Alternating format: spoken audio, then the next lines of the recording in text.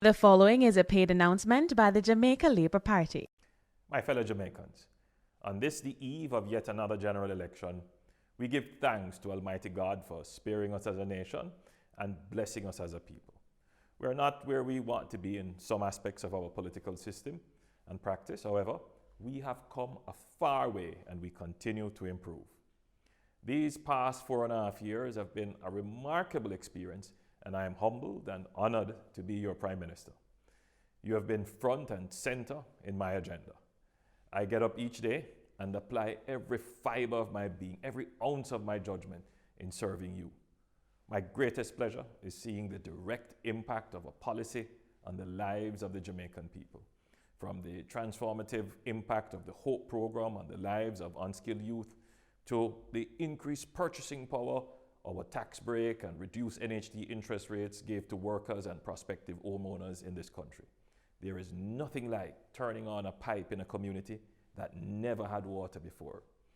In 2016, I offered myself to serve you, and through your vote, you placed your confidence in me and entrusted me with a mandate. I'm here this evening to account for my stewardship and provide a brief outline of just some of the things a new Jamaica Labour Party government, with me as your Prime Minister, committing to do and achieving. For the first time in a very long time, a political party seeking a consecutive term of office in Jamaica can campaign on its record of achievements. The Jamaica Labour Party stands proudly on our record. We have fixed more roads over the past 4.5 years than any other administration in the last 50 years. This includes farm roads. We've completed the 3 miles overpass, the Barbican Road, Constant Spring Road, Hagley Park Road, the Mandela Highway, and in Western Jamaica, we have done the Ferris to Macfield. We look forward in our next term to completing the Southern Coastal Highway Improvement Project, the Montego Bay Bypass, and the East-West Highway from Maypen to Williamsfield. In terms of water, my administration quadrupled the budget for rural water supply systems. We have provided new or improved water systems in several previously underserved communities across Jamaica, areas such as Gibbs Hill in St. Mary, Claremont in Hanover, Flower Hill in St. James, Essex Valley in St. Elizabeth, and Salt River in Clarendon.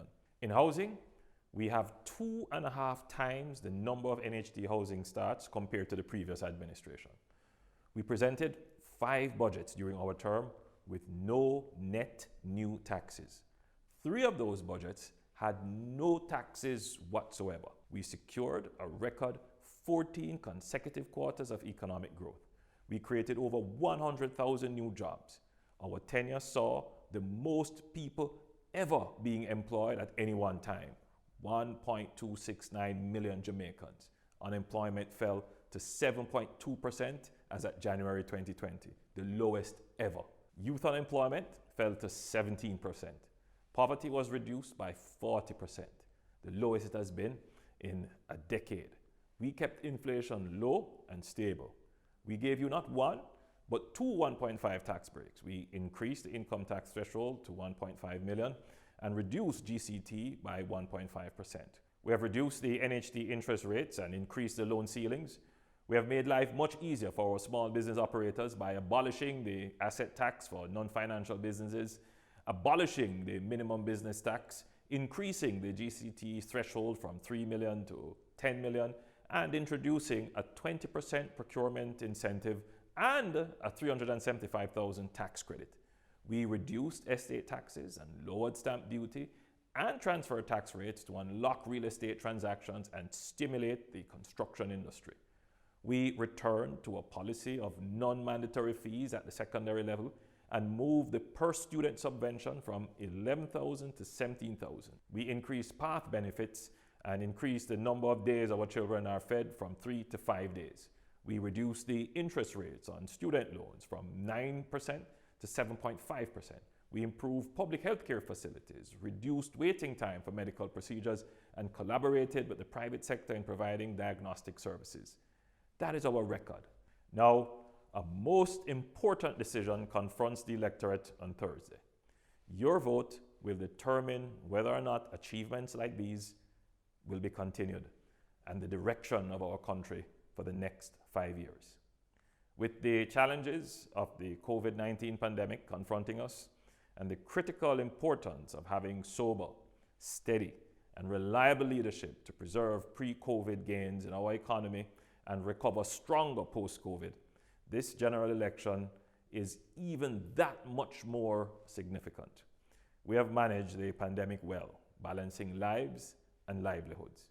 We have been transparent and open with good and bad news. We have allocated the resources to support the public health effort and cushion the economic fallout for more than 450,000 Jamaicans. The first time in our history that a government has been able to respond so swiftly and completely. We have been very strategic in managing the risks the pandemic poses, some more obvious than others. While spikes in numbers are inevitable in a pandemic, as we have seen in even the most developed countries, our collective success as a country has led to some complacency in our personal behavior. The government has been putting in place the measures that will bring this present spike under control and keep you safe, while not unduly affecting your livelihood, as we have done with previous spikes in the past. However, it is not all about what the government will do. Jamaica does not have the reserves of resources to lock down our country for extended periods. As we enter this new phase of the pandemic, we must now all learn how to live with and protect ourselves from the SARS-CoV-2 virus and the COVID-19 disease it causes. In this phase, we cannot rely on fear, panic, and stigma to get temporary compliance. Rather, there must be a conscious effort on the part of every Jamaican that as we go about our daily lives, working, worshiping, shopping, and yes, voting on election day, we will follow the established infection prevention and control protocols. Wear a mask in public. Maintain social distance. If ill, stay home and seek medical help. Do not gather in groups of more than 20 persons. If you are over 70, stay indoors mainly and exercise great care in going out once daily. Respect and obey the quarantine if you have been placed under such orders. Wash or sanitize your hands regularly. These personal measures, coupled with a new public education campaign, tighter enforcement and prosecution of breaches, and control of non-productive and unnecessary movement, will gradually bring the numbers down and relieve the stress on our hard-working frontline workers and our healthcare system generally. I have faith in our Jamaican people that we will quickly develop the understanding and compliance. Together, we will get through this. Promises and sweet talk from persons seeking your vote have featured more prominently than issues, ideas, and track record. Rest assured that the Jamaica Labour Party is not engaged in the business of making fake promises. We make commitments, and when we do, we keep them. The Jamaica Labour Party is about action. We are the people who get things done. The people of Chesterfield in Southeast St. Mary can attest to me keeping my word that I would build a bridge to avert the hazard and inconvenience of crossing a river every day to go about their business. I kept that commitment, and it is against that backdrop that I steer your attention to the issue of trust and credibility. I do not stand here this evening to suggest in any way that my administration is perfect. However, by any objective measure, one would have to conclude that our hearts and deeds are in the right place. Others have made reckless and unrealistic promises, such as removing GCT off electricity. Unwitting, they broke their promise. The same type of promise is now being made. I know that the Jamaican people will not allow themselves to be tricked this time. We have all sacrificed through several IMF tests, and as a society, we all agreed that the days of deficit financing was over and that paying for social welfare by borrowing and running up the national debt, those days were over. Now, what the PNP is proposing is to destroy the social consensus on fiscal discipline, and it would be a departure from the fiscal rules. It is not so long ago for us to forget that collectively we have had to absorb the burden of almost $60 billion in new taxes between January 2012 and February 2016. We have had to endure a wage freeze and a debt exchange in order to achieve some level of fiscal stability. Out of political desperation, the opposition would now openly promote deficit financing to pay for their plans. This would throw us back in debt all over again. This is run with it, another run with it. Let us reject that kind of recklessness, reject those destructive promises. We have sacrificed too much and we have come too far to go back there now. Say no to the PNP. As your government, we have been faithful in our stewardship and we have given significant returns on the investment you made in us back in 2016. You can depend on our sober, steady, and reliable leadership to take Jamaica into the future and ensure that we recover stronger. The Jamaica Labour Party has put forward our manifesto, which comprises our 10-point COVID recovery plan, outlining what we commit to achieve over the next 5 years in our new term of government. As Jamaica recovers stronger, here are some of our specific plans which will shape Jamaica's future in the next 5 years. Now, I'm particularly pleased about this plan for our elderly.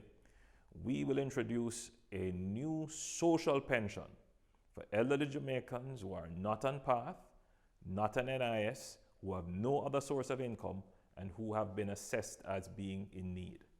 Our qualified elderly who are poor will therefore get a monthly stipend to help them live in dignity. We will launch a program to attain 100% participation in our NIS scheme. We want every Jamaican to have an income in retirement. This is how we build wealth, reduce inequality, and ensure the dignity of all. We will build 70,000 new houses over the next 5 years. Our young professionals have been complaining that they are not able to access housing and mortgages. Well, we will set aside 10,000 of those housing solutions for our young people between the ages of 18 and 35, and they will have 100% financing by the NHD. So young people, you don't need to rent, you don't need any down payment, just move in and pay your mortgage. We will provide $500 million in grants to micro and community-based businesses to help our hairdressers and barbers and tailors and dressmakers, our grocery shop operators and cook shop operators to bounce back stronger from COVID. We will also make $1.2 billion in tourism grants available to small and medium-sized businesses in the tourism sector through the Exim Bank. Our farmers and fisher folk, well, we know you have been hit by COVID as well.